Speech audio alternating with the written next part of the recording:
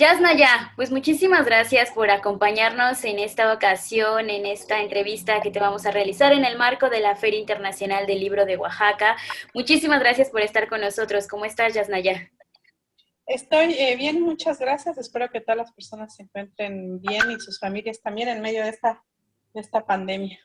Sí, ¿cómo estás viviendo ahora la feria? Porque pues hace un año, hace 2 años nos encontrábamos quizás en Oaxaca disfrutando de todo lo que conlleva esta feria. ¿Y tú cómo lo vives ahora que se está pasando a virtual justo por el tema de la pandemia?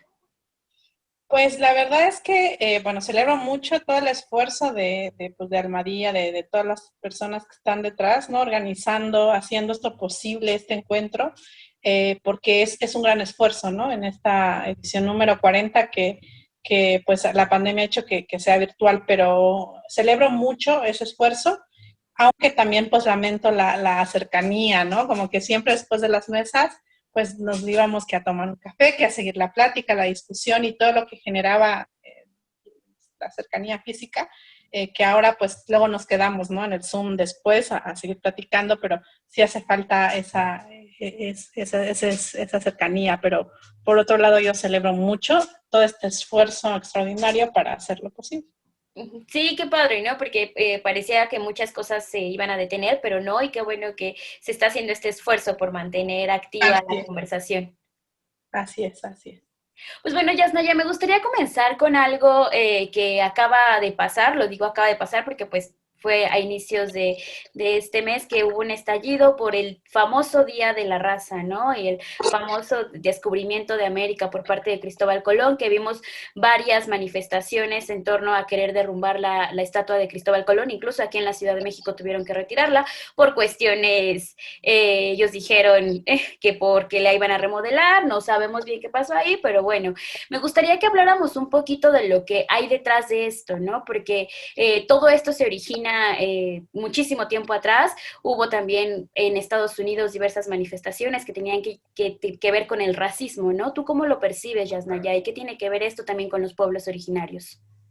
Bueno, yo creo que tiene todo que ver, ¿no? Porque bueno, primero como estas acciones para tirar estatuas de colonizadores o sí, personas relacionadas con la colonización, ya tiene tiempo, ¿no? O sea, hay que ver, sobre todo en este continente, ha habido en Venezuela, o sea, en muchos lugares ha habido o intentos o efectivamente se han retirado de estas, se han tirado, ¿no? O sea, ha hecho una justicia simbólica con estos personajes y, por ejemplo, en el marco de los 500 años, en 1992, hubo una discusión bien interesante sobre todo ese tema que me parece muy importante. Entonces, no es que esté sucediendo, es como que ha estado ahí siempre, porque hay que pensar que más allá de las personas que representan estas estatuas, o sea, en concreto que podemos pasarlas a examen también,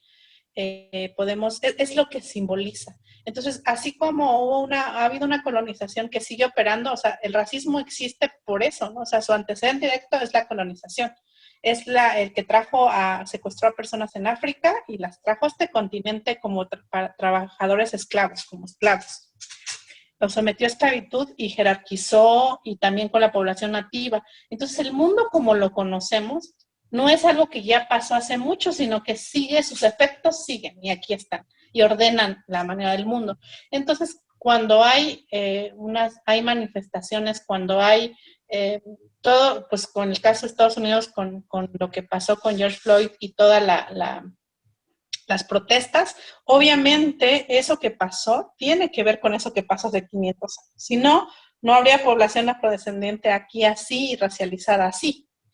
Por lo tanto, esta es una manera de marcar que como nosotros hicimos esto sobre este territorio, es con un poblamiento simbólico de estas estatuas. O sea, hay en la lectura del territorio también se coloniza simbólicamente. Y por lo tanto, su retirada, esa justicia simbólica también va a ser importante. Y por eso es lo que pasan estas cosas, ¿no? Y es necesario, es como con esas estatuas hay una colonización simbólica del espacio y representan todo eso. Entonces, no solo son ahí unas estatuas o como algunos han dicho, como unas obras de arte que están ahí, que no se va a hacer, sino que si no fueran importantes, no las hubieran puesto. ¿Sí me explico? O sea, porque mucha gente dice, ¿para qué lo quitan? Eso no va a cambiar lo que ha pasado 500 años. La pregunta es, ¿para qué las pusieron? Tan importante es haberlas puesto, tan importante era que las pusieron. Por lo tanto, también va a tener una lectura su quitarlas, ¿no? Ujú. ¿Tú cómo ves también que ha actuado, por ejemplo, aquí en específico en México, ¿no? Porque pues ya mencionábamos quizás lo que había pasado con George Floyd, que el tema no viene de ese momento, ¿no? Sino que ha pasado muchísimo tiempo atrás, que también, por ejemplo, en San Cristóbal de las Casas, me parece que en la década de 1990 sí derrumbaron una estatua de un colonizador. Ajá. Entonces, En es Michoacán también. justo la historia, ¿no? De México también está presente por el racismo que se vive aquí en el país. ¿Tú cómo ves que el Estado y que pues los políticos mexicanos han tratado el tema y si hemos podido entender lo que está pasando y si está dando el mensaje correcto a la ciudadanía? Eh, yo creo que, bueno, si vemos que el Estado es la continuación del orden colonial, que es una pequeña, o sea, el proyecto estatal de crear el Estado mexicano y crear la identidad mexicana es proyecto de una minoría que era el 30% o menos del 30% de la población.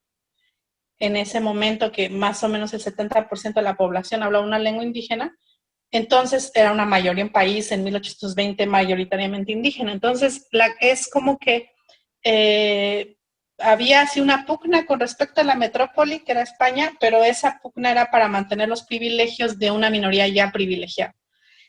Aun cuando participaron otras personas, digamos, como colectivos, los anhelos de otras colectividades no se materializaron, sino el de los criollos.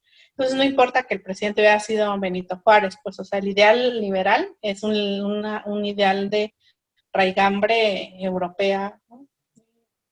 Entonces, no hay digamos, ¿cómo decirlo?, un rompimiento absoluto con el orden colonial y por lo tanto pues explica que sea el Estado mexicano el que haya colocado esas estatuas y el que siga siendo como su protector.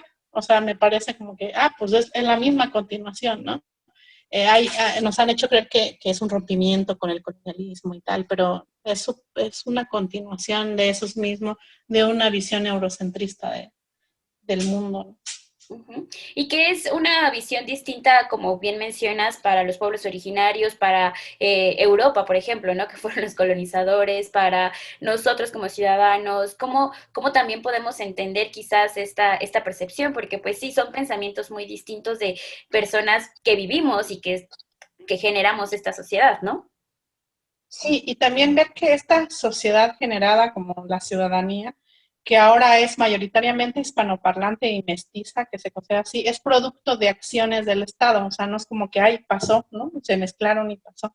Porque mestizo no es una categoría genética, no se sostiene, porque entonces todas las personas del mundo a estas alturas somos mezclas genéticas.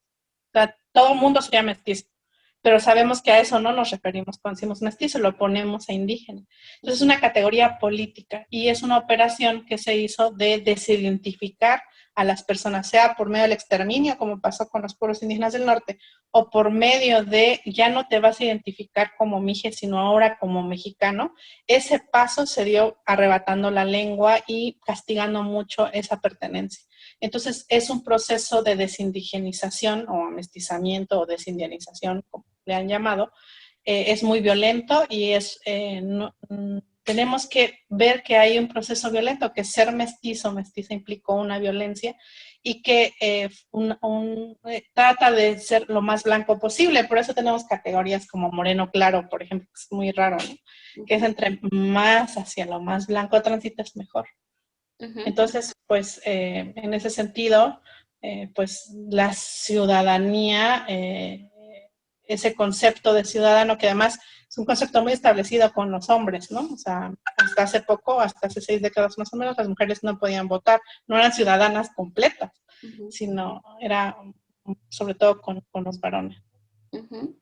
Qué bueno que tocas este tema, ¿no? Y también como un poco quizás de los colores de la piel, porque pareciera que este tema, o más bien este tema está muy relacionado con el racismo y todo lo que se vive con las sociedades minoría, ¿no? Que pareciera que son las que primero tienen el racismo, ¿no? Entonces, y además que hay un prejuicio también muy, la palabra prejuicio está muy ligada a la parte del racismo. Entonces, ¿tú cómo ves que va de la mano y cómo observas esta relación, ¿no? Del prejuicio y del racismo aquí en México? Bueno, el prejuicio es, pues, no necesariamente sistemático, ¿no? O sea, alguien puede tener un prejuicio sobre una persona que es leída. Hay que enfatizar que el color de la piel es una lectura, porque no es un corte discreto. O sea, no es como tienes el lóbulo de la oreja separado o pegado, que eso puede ser sí o no. El color de la piel es un gradiente y entonces esta lectura se va a dar según el contexto en el que estés, de tal manera que personas que en cierto contexto, por ejemplo, en la Ciudad de México son leídas como blancas, tal vez en Estados Unidos sean leídas como brown o racializadas o hispanic o etcétera. Entonces sí hay que tener en cuenta que es una lectura. Y esa lectura de los cuerpos, o sea, y no se lee todo el cuerpo, o sea, no se lee, por ejemplo, justamente el lóbulo de la oreja como lo tienes. Es irrelevante para el sistema, puede no serlo, pero es irrelevante para el sistema pigmentocrático que está muy obsesionado para leer raza, leer cantidad de melanina en la piel. Y esta lectura, pues, va a estar muy influida por muchas cuestiones. Pero entonces, regresando a tu pregunta, tener el racismo, yo puedo tener, digamos, prejuicios sobre una persona blanca, porque todavía no la conozco, etcétera, entonces voy a tener una serie de prejuicios, pero eso es distinto al racismo. El racismo implica prejuicios, pero además es un sistema estructurado históricamente, de tal manera que no porque yo tenga unos prejuicios contra una persona blanca, no implica que yo tenga el poder de esclavizarla, por ejemplo, o de que haya sido históricamente esclavizada, o que no haya podido ir a las universidades, o sea, todo lo que pasó estructuralmente, como lo han dicho, no soy la que lo dice, pues esto está muy explicado desde la academia, desde los activistas, etcétera, que a menos que eso fuera al revés, eso es lo que hace la diferencia entre un simple prejuicio y un sistema racista estructurado, porque eso sí implica que, como lo han demostrado estudios del Colmex, tengas menos posibilidades a llegar a ciertos espacios estructuralmente, o sea, porcentualmente. Eso no pasa con la población que está siendo racializada como blanca porque se le otorgan privilegios también sistemáticos. Entonces, esa es la diferencia entre el prejuicio y el racismo como un sistema histórico, ¿no? O sea, Ujú. Y, por ejemplo, hay una relación también con lo que estamos viviendo, hablando de lo que platicábamos al principio de esta entrevista, ¿no? De las estatuas de Cristóbal Colón y la colonización. ¿Tú crees que hay una unión entre este racismo y esta descolonización, quizás? eh, sí, de descolonización entiendo que hay toda una corriente teórica que yo no conozco, entonces no puedo hablar mucho de eso porque entiendo que viene desde la academia y tiene todo un corpus que yo no conozco. Lo que sí yo creo que necesitamos nombrarlo y ver cómo el Estado digamos, ha potenciado y ha perfeccionado muchas de las estructuras hechas en la época virreinal. Por eso, a veces, bueno, me gusta, como muchas otras personas, distinguir entre el periodo virreinal, que son nuestros 300 años, y el colonialismo, que es algo que sigue extendiéndose hasta ahorita, ¿no? Que es como una manera de ordenar el mundo, de las relaciones entre personas, entre países, etcétera. Entonces, yo creo que más bien es como, pues, ponerlo en evidencia para ver cómo lo vamos desarticulando, ¿no? Ujú. Y es importante continuar con esta plática, ¿no? O sea, con que se siga informando la gente de lo que pasa para justo tomar conciencia de lo que se vive. Sí, sí, sí, yo creo que es muy importante porque el mestizaje ha ocultado, o sea, como que la idea es, si hay mestizajes que no somos racistas, si no nos hubiéramos mezclado, ¿no? Pero ven, o sea, se enfatiza la mezcla genética que en realidad no es, la categoría de mestizo no es una categoría genética, es otra cosa. Entonces sí es necesario hablarla porque pues era muy común escuchar gente diciendo que aquí no hay racismo porque no hay negros, ¿no? Por ejemplo, que además tiene muchas implicaciones muy peyorativas, pero es falso, ¿no? Sí hay racismo y sí hay población afrodescendiente. sin el mestizaje ha borrado también eso y por eso es tan urgente y necesario hablarlo.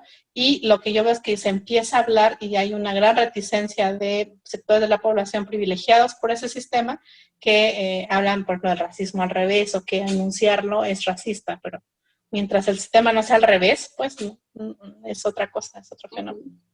Y tú, ya entrando más como igual en el tema de Cristóbal Colón, ¿tú estás a favor o en contra de estas estatuas, ¿no? Que perduren en esos espacios o pues que no vale la pena seguir teniéndolos y conservándolos en esos lugares?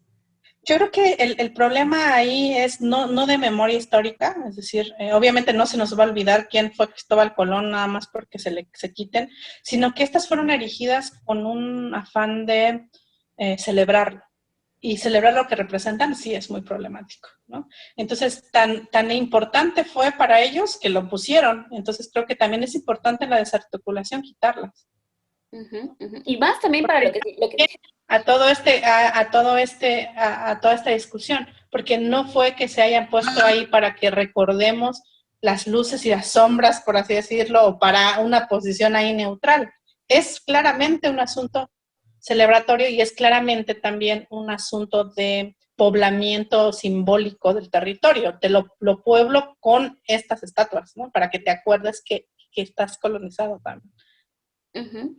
Y lo que significa también para los pueblos originarios, que es algo en lo que tú has estado muy involucrada también, en los derechos de los pueblos y esta visión que se tiene también que preservar. Claro, sí, sí, sí. Ok, pues bueno, Yasna, ya muchísimas gracias por estos minutos de entrevista. Nada más cuéntanos en dónde te puede seguir la gente en tus redes sociales para conocer también un poquito de todo este pensamiento que tú desarrollas. Muchas gracias por la entrevista y por darme la oportunidad de hablar de estos temas. Me pueden encontrar en Twitter, sobre todo, en @yasnayae. Ok, Y pues en este país también, ujú, ya topa. perfecto.